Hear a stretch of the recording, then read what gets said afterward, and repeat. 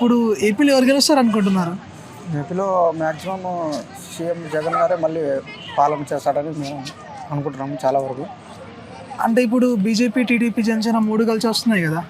BJP, TDP, Janasena almost ముందు పార్టీలు మాదిరిగా మద్దతు ఇచ్చుకుంటూ వచ్చాయి. బట్ ఆయన కూడా జగన్ గారు కూడా ముందు ఒకే పార్టీలాగే కంబైన్ ఉండి చేసుకుంటూ వచ్చాడు. ఇప్పుడు కూడా అలాగే ప్రజలకు కూడా మంచి చేస్తాడని చాలామంది ఊహాగానాలు, చాలామంది ప్రజలకు కూడా తెలిసింది. కొన్ని అయితే సంక్షేమ పథకాలు చాలా చేశాడు. ఒక ఎంప్లాయ్మెంట్కి సచివాలయ ద్వారా కాడి ఒక 2 లక్షల మందికి వార్డు వాలంటీర్లకి మొత్తం జాబ్స్ చాలా చేశాడు. బట్ ఇంకా కొన్ని సంక్షేమ పథకాలు పేద ప్రజలకు కూడా అందుతున్నాయి. జనాలు ఏమంటారంటే ఓన్లీ సంక్షేమమే ఉంది, డెవలప్మెంట్ లేదంటారు. దానిపై మీరేం చెప్తారు? డెవలప్మెంట్ అనేది ఇప్పుడు వచ్చి 5 years అవుతుంది కదండి. అంటే 5 yearsలోనే డెవలప్ జరగాలంటే కొద్దిగా టైం పడుతుంది కదా. ఎవరికైనా వచ్చిన వెంటనే డెవలప్ కావాలంటే చాలా కష్టం కదా. అందుకని ఇప్పుడు 5 years అయిపోయిన తర్వాత ఇంకా 3-4 yearsకి నెక్స్ట్ సీఎం అయితే కన్ఫామ్గా చేస్తాడని ప్రజలకు నమ్మకం ఉంది. ఓకే, ఇప్పుడు పవన్ కళ్యాణ్ పిఠాపురంలో పోటీ చేస్తున్నారు. అవును, ఎమ్మెల్యేగా గెలుస్తారు అనుకుంటున్నారా? 50-50 ఛాన్సెస్ చెప్పలేము. బట్ అతనికి కూడా చేయాలని ఉంది. బట్ గెలిచడం అయితే గెలిచలేడు అనుకుంటున్నాం చాలా వరకు. రాజధాని కంప్లీట్ కాలేదు అని అంటున్నారు. రాజధాని ఇప్పుడు జగన్ వస్తే రాజధాని కంప్లీట్ అవుతుంది 5 ఏళ్లలో? మ్యాక్సిమం 100కి 90%, 99% ఈసారి నెక్స్ట్ రాబోయే ఎన్నికలు అయిపోయిన తర్వాత సీఎం అయితే కంపల్సరీగా అతను కంప్లీట్గా చేస్తాడని చాలామందికి తెలిసింది. సార్, ఏపీ ఎలక్షన్స్లో ఎవరు గెలుస్తారు అనుకుంటున్నారు? సో చాలామంది అంటారు, అన్న మాకు మంచి వెల్ ఎడ్యుకేటెడ్, ఒక ఆల్రెడీ సీఎం చేసిన వ్యక్తి, మొత్తం తెలిసిన వ్యక్తి, విజన్ ఉన్న నాయకుడు కావాలి. ఇప్పుడు రాజకీయం అంటే డబ్బు, మనీ, మాఫియా, మీడియా అన్నట్టు కాకుండా నిజాయితీ పనిచేసే వాళ్ళు కావాలన్నారు. ఆల్రెడీ పరిపాలించిన వ్యక్తులు ఎవరంటే నాకు చంద్రబాబు నాయుడు అనిపించాడు, పవన్ కళ్యాణ్ అనిపించాడు.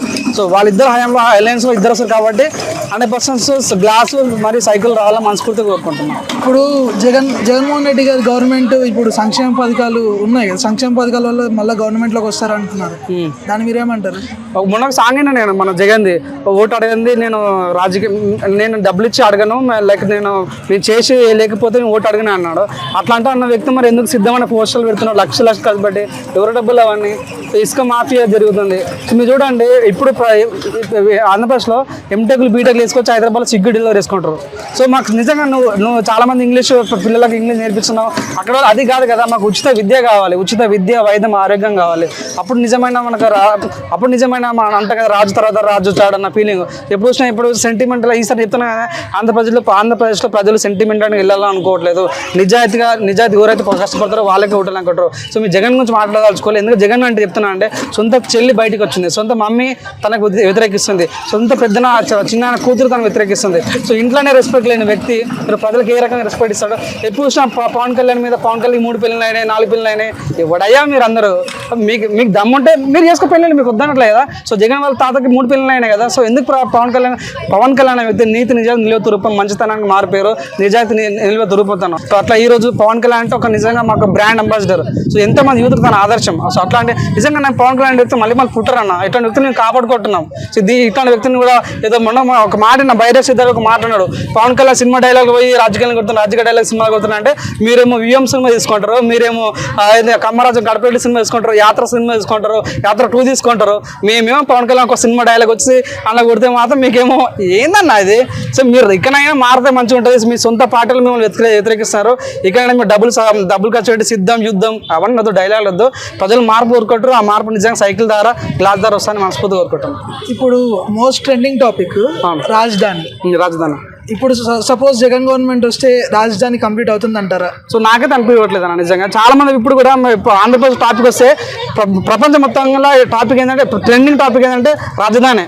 సో చాలా మంది ఆంధ్రప్రదేశ్ వాళ్ళు ఏం ఫీల్ అవుతారంటే, ఎవరైనా పక్క స్టేట్ వాళ్ళు మీరు ఏ స్టేట్ అంటే మీకు రాజధాని ఉన్నా అంటే ముఖం చూసుకోలేకపోతున్నాం. సో ఇంత ఘోరమైన పరిస్థితి ఇక్కడ రావద్దని మనస్ఫూర్తి కోరుకుంటున్నా. లాస్ట్ టైం పవన్ కళ్యాణ్ గారు 2 చోట్ల నిలబడి ఓడిపోయారు కదా. అవును సార్. ఈసారి పిఠాపురంలో పోటీ చేస్తున్నారు ఏపీ ఎలక్షన్స్లో. ఈసారి గెలుస్తారు అనుకుంటున్నారా? 100% గెలుస్తారు అనుకుంటున్నాము. కానీ దీంట్లో ఎట్లుందంటే ఇప్పుడు 3 ఒకటే అయిపోయారండి. బీజేపీ, ఈ పవన్ కళ్యాణ్, టీడీపీ 3 ఒకటే అయిపోయింది. సిపిఎం కూడా వాళ్ళకే ఇస్తుంది సపోర్ట్. ఈయన ఒంటరి వాడు అయిపోయింది. ఇంకో వాళ్ళ చెల్లెలు కూడా దాంట్లోనే చీరేస్తుంది ఓట్లు.